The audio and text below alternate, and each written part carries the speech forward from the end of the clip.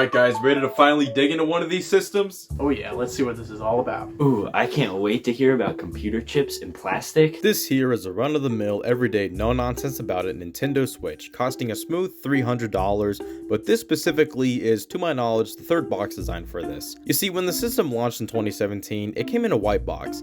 In 2019, they released a new model that was the exact same but with better battery life in a red box. And I'm not sure if this has better battery life than that, but this one's box is the same as the later variations box, the Switch OLED. It makes sense for the OLED, as this is a vertically oriented box design, but this looks fine from any angle until you open it up.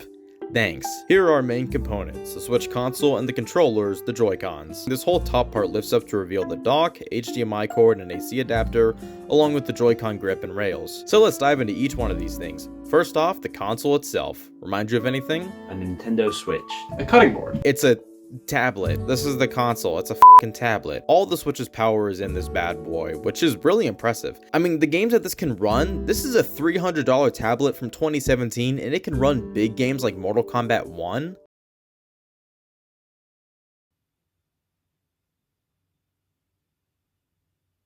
No. The screen is good. I don't know what to say about it. It's just exactly what it should be.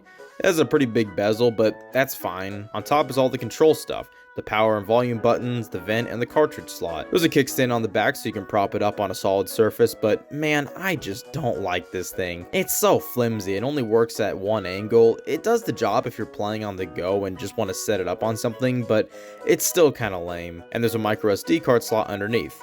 That's the tablet. But of course, you can't really play the games without these. The Joy-Cons. Some people love them, some people hate them. For me, it depends. Together, they have all the buttons you'd find on any other controller, meaning if they're attached to the console or grip, or you're just holding them on their own, they have enough buttons for any game. They're a solid enough size to where they're small and compact, but not too small. They can also be played on their side like this. This is a bit more egregious. This is great though for on-the-go co-op. This works perfectly for some of the Switch's best co-op games. Mario Kart, Smash, help the Mario games in general. You're losing a lot of buttons, but you have enough. There are shoulder buttons on top to act as the shoulder buttons, and people hate them too. Yeah, they killed my dog. No, but come on, they're not that bad to press. But if you just can't stand them, bring on the Joy-Con rails. These simply slide along the top to add some height, along with shoulder buttons that stick out. These are definitely better, but that doesn't help with the biggest problem the Joy-Cons this way brings.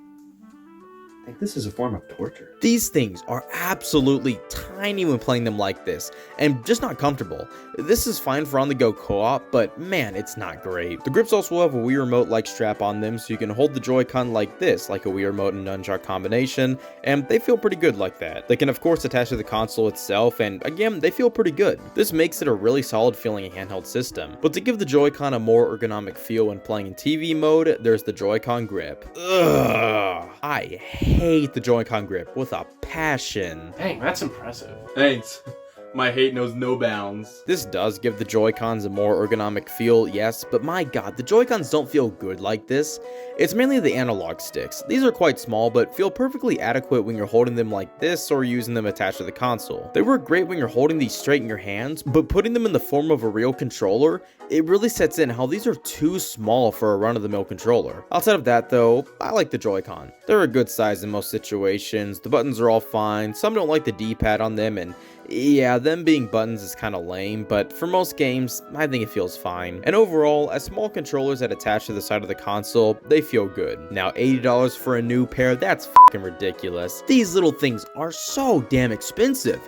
All because they have a damn IR camera? Outside of the system itself, we have the dock, the gateway between the system and the TV. It looks pretty nice, good in any entertainment center. Everything plugs in the back with a little hole for your HDMI and power cords to go through, making it look nice from the back. And putting the system in there, just give it a second to connect, and then it projects onto the TV. You can detach the controllers and just leave the tablet in there, but also leaving the Joy-Con attached charges them. And since I usually play with the Pro Controller and only have the Joy-Cons in games they're required in, battery life has never been an issue with them for me. The dock also has a USB port for any wired controllers and other accessories you may need, and that's everything you get with the Switch. But now let's talk about the hardware itself. Physical games come on these cartridges, which are smaller than any Nintendo cartridge, which is impressive. These things are so small, and yet they hold such big games. It makes me f***ing grip onto them with dear life. Yet the sides of these make me anxious. They're so small, yet so expensive, I don't want to lose them. Thankfully, they come in these nice-ass cases.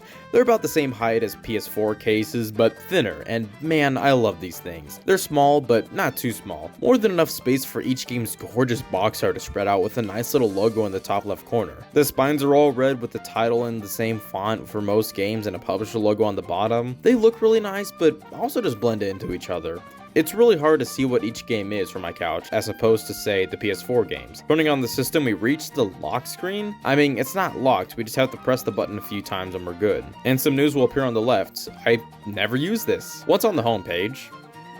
I'm bored. Well, I'm not. White is awesome. The home page is kind of boring. The Switch doesn't have special themes or menu music. There's satisfying sounds when it's hovering over games and whatnot, but no music, which makes this menu pretty soulless. On this home page, you have your 12 most recently played software in the middle. Going all the way to the right, you can go to a separate menu that will show you all your software. You can filter and sort them, and add them to folders called groups here. This wasn't added until 2022. Overall though, it's cool to see all your software. I usually sort it alphabetically, but you can also sort by most played, which is neat. I love seeing that I played New Super Mario Bros. U Deluxe more than WarioWare Move It, and everybody want to switch more than both of those. You're disgusting. Back to the home menu, in the top left you can check out your users, which will show you your playtime Well, that's cool. in increments of 5 hours, Well, at least we can see them. and it takes 10 days for it to show up. Okay, yeah, that's just dumb. Yeah, there's no defending that. This menu also lets you manage your friend list, including seeing what games they're playing recently, and along this bottom row are 7 buttons that take you to different menus. The Switch Online button, which takes you to information about Nintendo Switch Online. News has all these short articles about new games coming out or recommended games for holidays, just f***ing advertisements. The eShop button takes you there, and as I said in the past,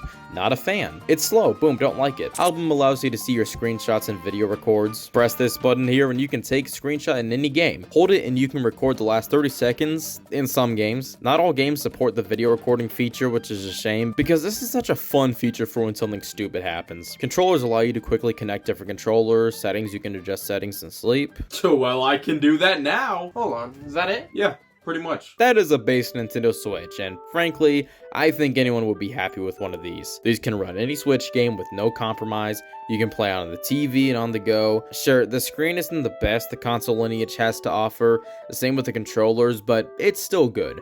Overall, I like it.